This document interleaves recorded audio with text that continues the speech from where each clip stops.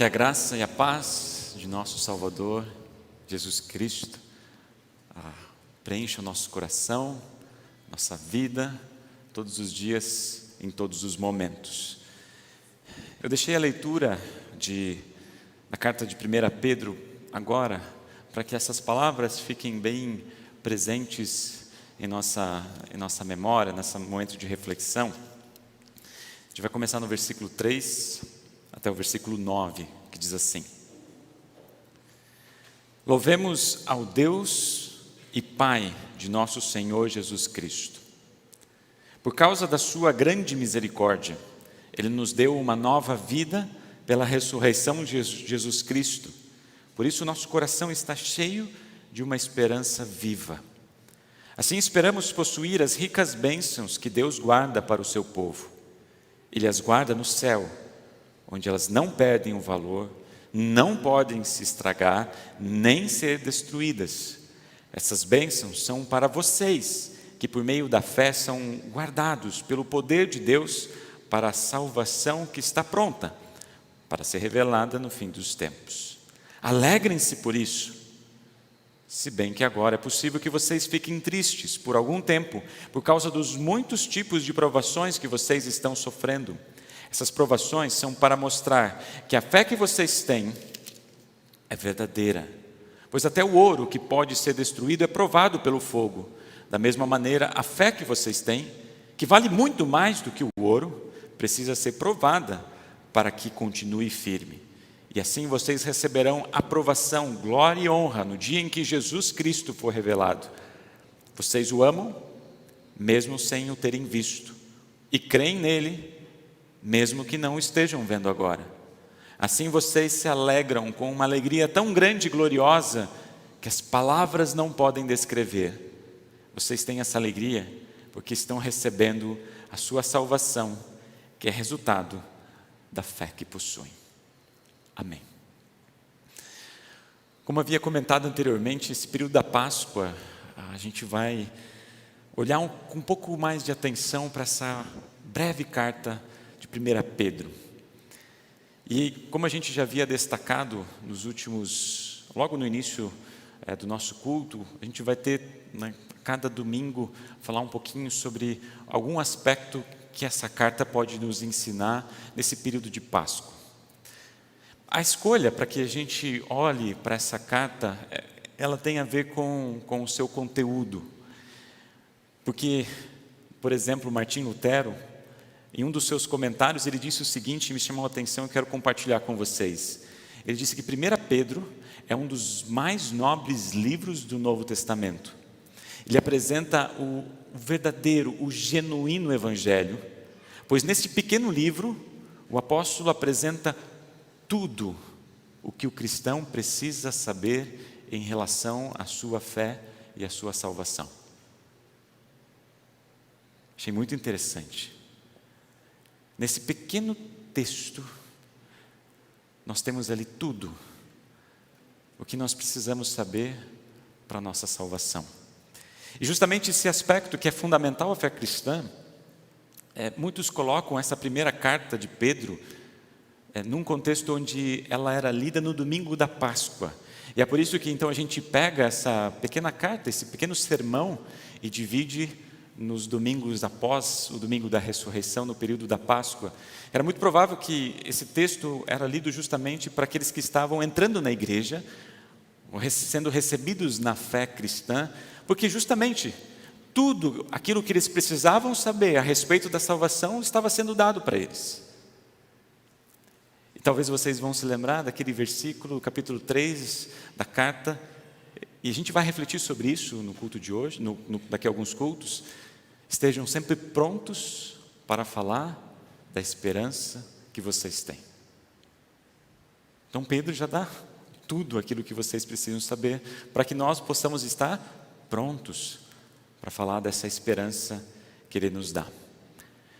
A segunda razão é porque, além do conteúdo que nos traz e que revela tudo o que a gente precisa saber a respeito da nossa salvação, então se eu não sei nada, se eu ler esse pequeno livro, eu já vou ter aquilo que é necessário para uma pessoa ser salva.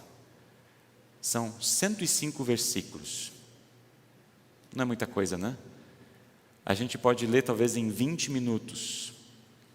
E é justamente porque ele é breve, mas muito profundo, que foi então a escolha para que a gente possa meditar e compartilhar no culto de hoje. O que chama atenção é que essa carta ela não foi escrita por um lugar apenas, por uma congregação específica, assim como a gente conversou alguns meses atrás sobre a carta de 1 Coríntios, como tem outras também com problemas reais específicos, que, por exemplo, que Paulo precisou lidar. Aqui não, aqui é uma carta para a igreja, para o povo de Deus, que naquela época havia sido espalhado para várias regiões da Ásia Menor, que hoje é a Turquia. Então, para esses vários locais, então para o povo de Deus, que havia sido espalhado. Então, eu, Pedro, apóstolo de Jesus Cristo, escrevo esta carta ao povo de Deus que vive espalhado nas províncias do Ponto, da Galácia, da Capadócia, da Ásia e Bitínia. Então, eu quero destacar justamente esse início dessa carta. Povo de Deus que vive espalhado. Numa outra tradução está como forasteiro, ou seja, alguém que não é daquele lugar, alguém que é estrangeiro, alguém que não está na sua casa, no seu lar, no seu país, povo que está espalhado. E isso é de extrema importância por esse contexto que Pedro está escrevendo, e eu gostaria de compartilhar um pouco para vocês. Se você fosse cristão no tempo de Pedro, aquilo que talvez hoje a gente coloca como importante, teria que ser colocado de lado, por ser cristão. Hoje tem muitas coisas que, por nós sermos cristãos, a gente não precisa abandonar. Mas se você tivesse, no tempo de Pedro, você teria que abandonar. Talvez família, herança, recursos. Talvez você teria que abandonar a sua posição, o seu trabalho, a sua relação sociopolítica do contexto. Sim, eles não tinham direito. Quem era cristão, naquele tempo de Pedro, era tudo o contrário, não tinha direito. E eu estava ouvindo uma palestra essa semana sobre como é que o Novo Testamento ele foi formado. Eu achei interessante que um dos argumentos que o professor ele deu foi o seguinte: não se tinha o cânone do Novo Testamento nesse período ali que constitui no primeiro e segundo século. Mas uma das maneiras de você identificar qual eram os escritos bíblicos era o fato de as pessoas que eram pegas com o livro, os manuscritos bíblicos, essas pessoas elas estavam dispostas a morrer por causa desses livros. E no final, o Novo Testamento ele foi composto só depois dos anos 300, então esse foi um dos critérios. Quais são os livros, quais são as palavras que vocês estão dispostos a morrer para não perder? E daí vem uma palavra que ela ganhou um sentido muito mais forte, mártir, que literalmente significa alguém que testemunha, alguém que fala, alguém que confessa. Mas a gente sabe que naquele contexto do início da igreja cristã, o mártir é aquele que morria por confessar a sua fé, por confessar a respeito das coisas que acreditava, no Cristo crucificado. Então, quando a gente vai olhar para essa carta, a gente vai perceber um detalhe que eu gostaria de rapidamente olhar alguns versículos bíblicos. Eu vou fazer uma leitura até meio rápida agora, só para vocês destacarem esse ponto. Capítulo 1. É possível que vocês fiquem tristes por algum tempo por causa dos muitos tipos de provações que vocês estão sofrendo. Logo no capítulo 2, queridos amigos, lembro que vocês são estrangeiros de passagem por esse mundo. Peço, portanto, que evitem as paixões carnais que estão sempre em guerra contra a alma. Também no capítulo 2, se vocês suportarem os sofrimentos injustos, sabendo que essa é a vontade de Deus, Ele abençoará por causa disso. Se vocês sofrem por terem feito o bem e suportam esse sofrimento com paciência, Deus os abençoará por causa disso.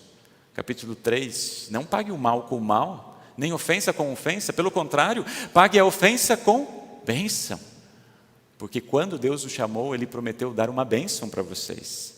Também no capítulo 3, como vocês serão felizes se tiverem de sofrer por fazer o que é certo.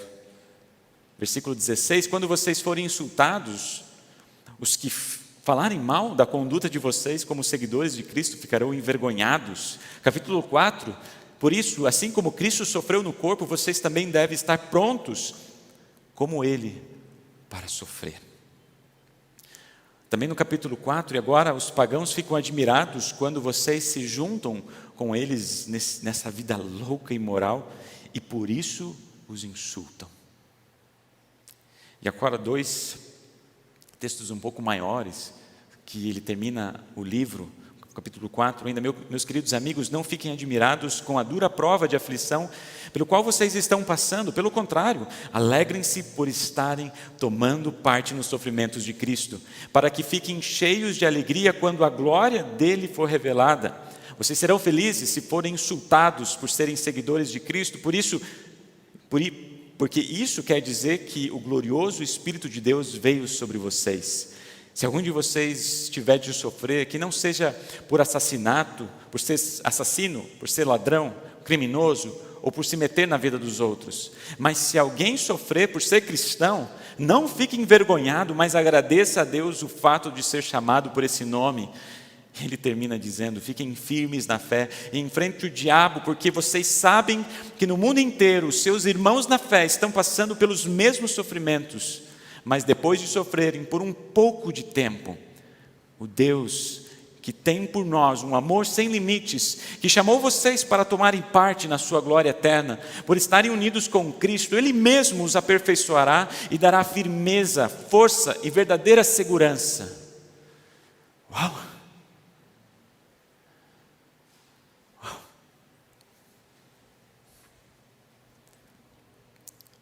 Em todos os capítulos tem algo que fica claro. O fato deles serem seguidores de Jesus, o fato deles viverem com Jesus, caminharem com Jesus, confessarem essa fé, de deixar Jesus ser o centro das suas vidas, como vimos agora, acarretava terríveis consequências no seu dia a dia, na sua vida, e que iriam precisar lidar pelo resto das suas vidas. Então, algo que eu me perguntei, talvez vocês estejam se perguntando agora também, sabendo de tudo isso, sabendo desse sofrimento que passariam no corpo, o que os motivava a confessarem essa fé no Salvador Jesus? Sabendo de tudo isso que passariam, tendo que muitas vezes largar a família, deixar o dinheiro de lado. Talvez vocês vão se lembrar da história do jovem rico, né?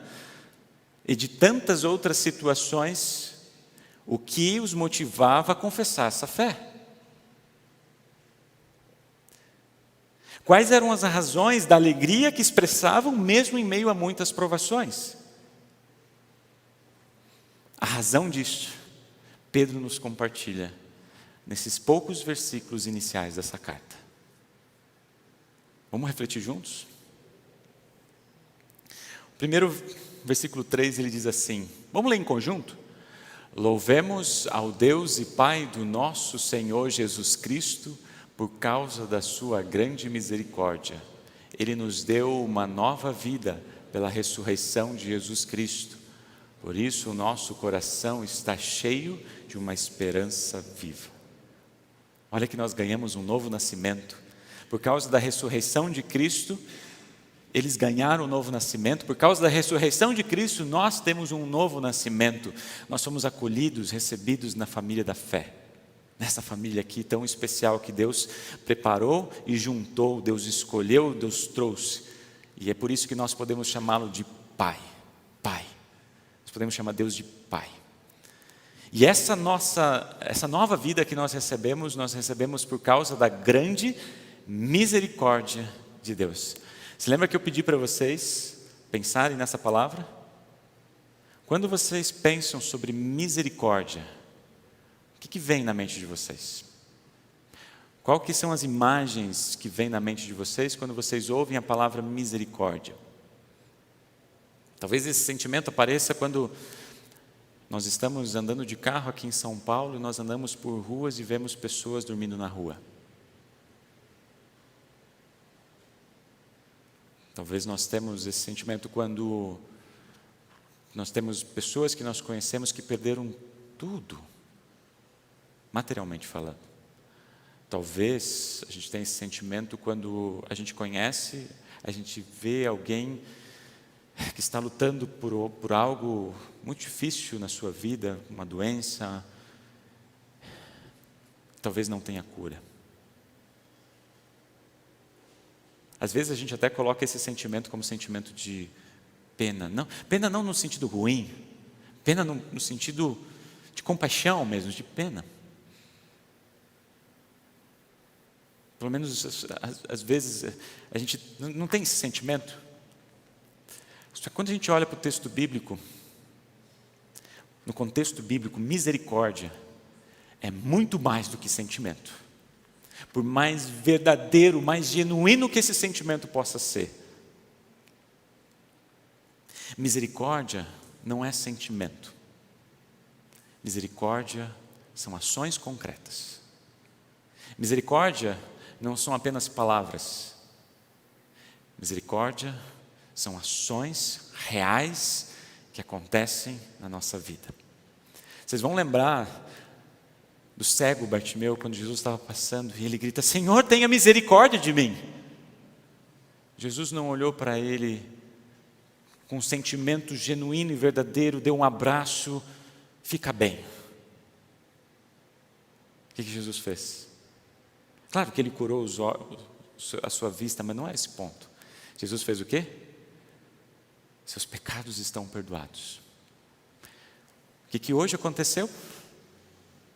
Quando a gente clamou por misericórdia, não são apenas palavras, não é um sentimento de Deus nos dá, Deus sente pena num sentido ruim, não é só um sentimento, não, Deus agiu hoje na nossa vida, trazendo o perdão verdadeiro dos nossos pecados. Ele não dá apenas o perdão dos nossos pecados, esse é um dos presentes. Hoje, eu quero compartilhar 3 presentes que Deus nos dá por causa da sua grande misericórdia na vida de cada um de nós. É justamente por causa da grande misericórdia de Deus que nós temos o quê? Esperança. Esperança. Fico perguntando o que é a esperança? Será que esperança é a expectativa de que algo bom vai acontecer na nossa vida, mesmo que hoje a gente esteja passando por dificuldades e lutas?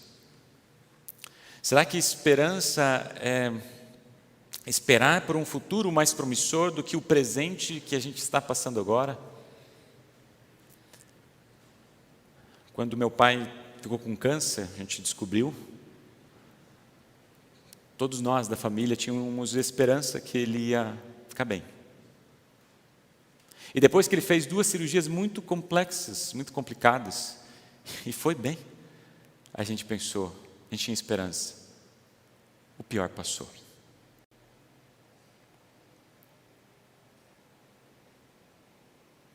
Quando tudo está bem, é bom ter esperança. Quando ouvimos as notícias agora do próximo dia 20, que haverá um massacre nas escolas, e eu tenho ouvido de muitos pais que estão com medo. Mandamos nossos filhos para o colégio ou não? Muitos filhos estão angustiados, o que vai acontecer? Muitos professores, eu conheço alguns professores que estão aqui, né? Como é que a gente vai se precaver para que nada demais aconteça? Nós temos esperança que nada vai acontecer. Nós temos esperança, além do mais, de que que a bondade vai crescer e a maldade vai diminuir. Nós temos esperança que os ataques não aconteçam. Esperança é bom, quando ninguém se machuca. Quando ligamos a TV e vemos uma notícia de um desabamento, de um acidente, nós esperamos que nada aconteça com aquelas pessoas, que os socorristas tenham sucesso em resgatar todos com vida. Esperamos que ninguém se machuque. A esperança é boa quando todos estão bem. Sim, a esperança é boa. Mas no fundo nós sabemos que as esperanças morrem quando o futuro é incerto ou aquilo que esperamos é temporário. Vou repetir essa frase. As nossas esperanças morrem quando o futuro é incerto e quando as nossas esperanças ou aquilo que esperamos é temporário. Essa semana faz 10 anos que meu pai faleceu, essa semana, completam 10 anos. E as nossas esperanças se frustraram quando nós não tínhamos mais nada para fazer, nos últimos dias. As esperanças morrem. Mas não me entendam mal, esperança não é algo ruim. É bom termos esperança, mas não é essa esperança que Pedro está nos falando hoje aqui. Não é uma esperança de que nada vai acontecer na minha vida. Não é disso. Não é uma esperança que a gente não vai sentir a dor da carne, do pecado, das maldades. Não, não é essa esperança. Não é uma esperança de que tudo vai bem. Eu não vou ter problema financeiro, não vou ter problema na minha família, que o pecado não vai chegar em mim porque eu tenho esperança. Não, não é essa esperança que Pedro fala. Pedro fala da esperança viva, que não morre, de uma esperança que vive, do Cristo que vive, do Jesus Cristo que ressuscitou. E porque Cristo ressuscitou, nós temos uma nova vida e uma nova esperança. Uma esperança que não é incerta e que não é temporária. Não é por algum tempo ou por algum momento. E é justamente por essa esperança viva, por Jesus Cristo, que nós vamos continuar orando, para que Deus estenda a sua graça e a sua mão, para que coloque respingos da graça e possa, de repente, dar um alívio temporário às doenças que a gente passa aqui nessa vida. Por causa da esperança viva, Jesus Cristo, nós esperamos que realmente a maldade diminua e a bondade cresça. Mesmo nesse mundo, a gente possa viver os respingos da graça de Deus. E é por causa dessa nova esperança, dessa esperança viva de Jesus Cristo, também esperamos que nesta vida Deus envie os seus santos anjos para proteger, para que quando a gente saia de casa, a gente viva junto com outras pessoas, a gente não sofra no nosso corpo algo que vai fazer outras pessoas que nós amamos sofrerem. Para nos defender das tamanhas tragédias e massacres que a gente tem visto ultimamente. É na esperança viva que nós ganhamos a melhor e a principal esperança. Esse é um presente que Deus nos dá, é o primeiro presente. O versículo 4 diz assim: esperamos possuir as ricas bênçãos de Deus, que Deus guarda para o seu povo. Ele as guarda no céu, onde elas não perdem o valor, não podem se estragar, nem são destruídas. É pela grande misericórdia de Deus que Ele nos dá um segundo presente, que é uma herança. A primeira música que a gente cantou, a gente falou sobre essa herança eterna.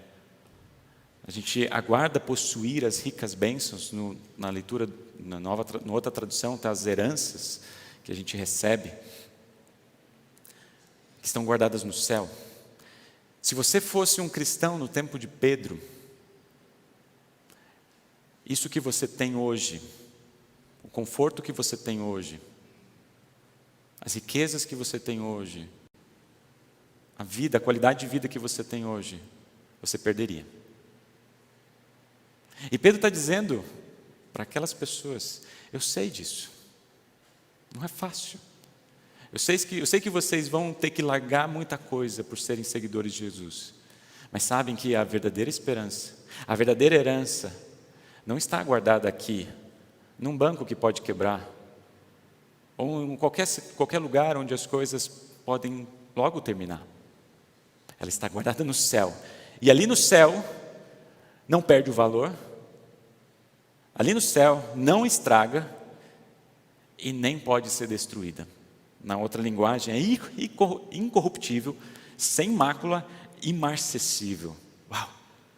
Eu sei em quem tenho crido, diz o apóstolo Paulo, estou certo de que Ele é poderoso para guardar até aquele dia aquilo que Ele me confiou.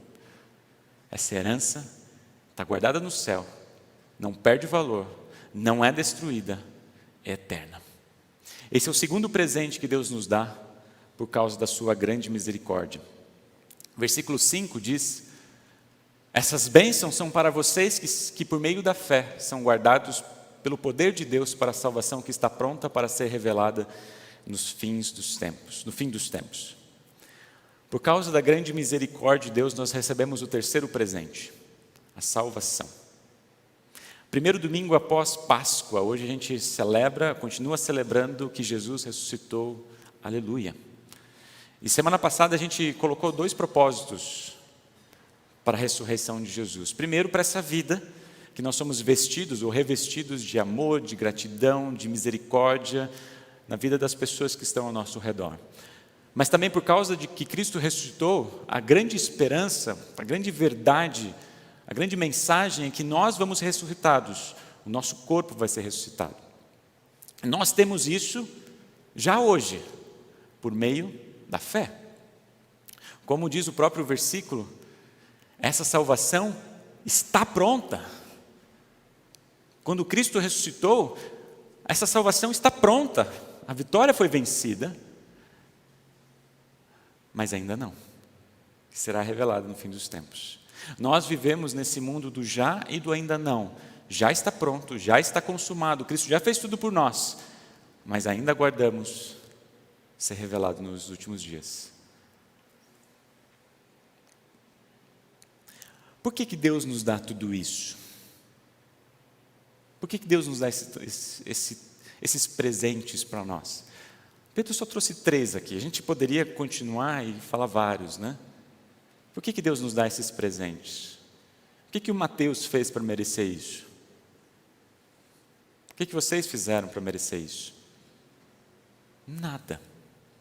Absolutamente nada. Eu não fiz nada, vocês não fizeram nada. Nós não fizemos nada para merecer isso. Por que nós temos? A gente volta para aquele primeiro versículo. Por causa da grande misericórdia de Deus. É justamente e unicamente por causa da grande misericórdia de Deus que nós temos essas coisas. Então, como diz, alegrem-se por causa disso. Alegrem-se por causa disso. Pedro vai dizer, alegrem por causa disso. Ele deu os presentes, né? Alegrem-se por causa disso. Se bem que agora é possível que vocês fiquem tristes por algum tempo, por causa dos muitos tipos de provações que vocês estão passando.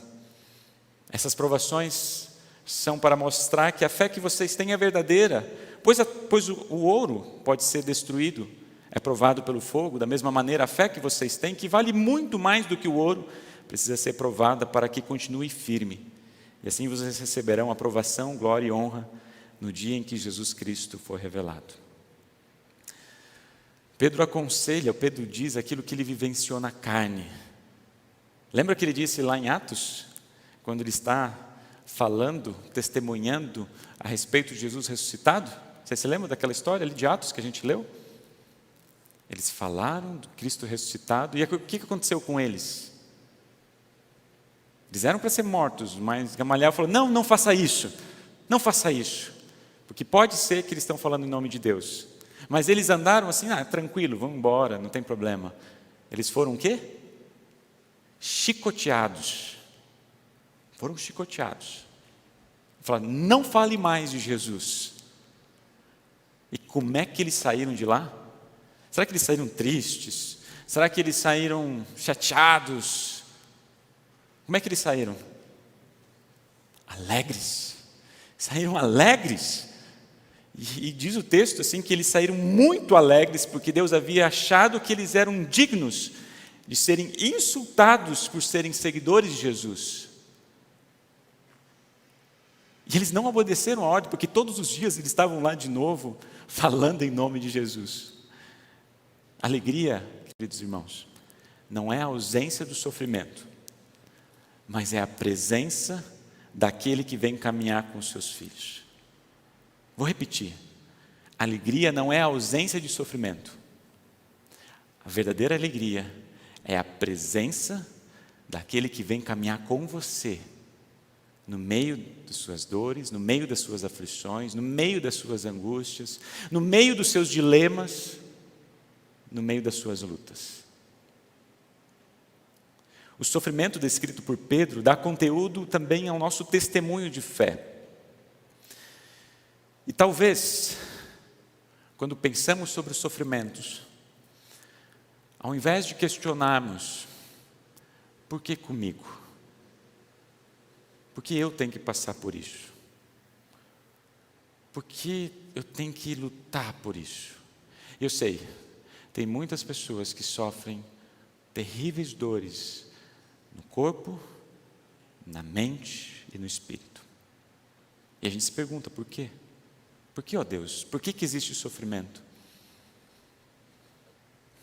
Talvez se a gente estivesse se perguntando isso, talvez se a gente estiver pesando isso no nosso coração, a gente possa pedir para o Espírito Santo dizer para nós, fazer com que a gente possa perguntar, ó Senhor, como esse sofrimento que estou passando agora, como esse sofrimento pode me dar a oportunidade de falar da Tua grande misericórdia e do Teu maravilhoso amor na vida das pessoas que estão ao meu redor. Como, Senhor, utilizar isso que eu estou sofrendo no meu corpo para falar da Tua misericórdia? Me ajuda, me ilumina, envia Teu Espírito Santo. É importante dizer também que o cristão não busca o sofrimento. O cristão não vai atrás do sofrimento, não. E Deus deliberadamente não dá o sofrimento porque Ele gosta de fazer as pessoas sofrerem. Não. Não. É que o cristão não abre mão de caminhar com o seu Senhor, com o seu Salvador. Assim como fizeram lá no início da igreja cristã, assim também continua nos dias de hoje. Por quê? Porque o preço que foi pago pelo meu pecado e pelo seu pecado, nós não temos como pagar. Justamente porque nós não oferecemos nada que seja válido a Deus para compensar o preço que foi pago na cruz. Que vai ser uma das músicas que a gente vai cantar. Eu nunca saberei o preço. Eu nunca saberei o preço que foi pago pelos meus pecados. E que bom que a gente não sabe. Porque a gente não tem como compensar isso.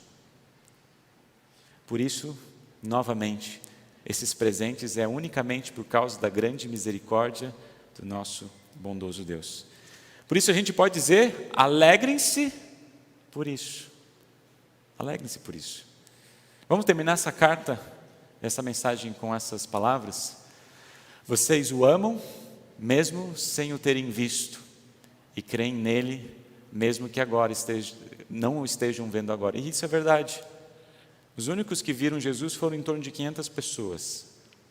Os discípulos e mais várias que foram colocadas na narrativa bíblica. Eu não vi Jesus. Vocês não viram Jesus. Os cristãos da igreja que Pedro está escrevendo não viram Jesus. Mas eles creem. Assim vocês se alegram com uma alegria tão grande e gloriosa que as palavras não podem descrever. Vocês têm essa alegria porque estão recebendo a sua salvação, que é resultado da fé que possuem. Essa alegria, que é o resultado da fé que possuímos, essa alegria, ninguém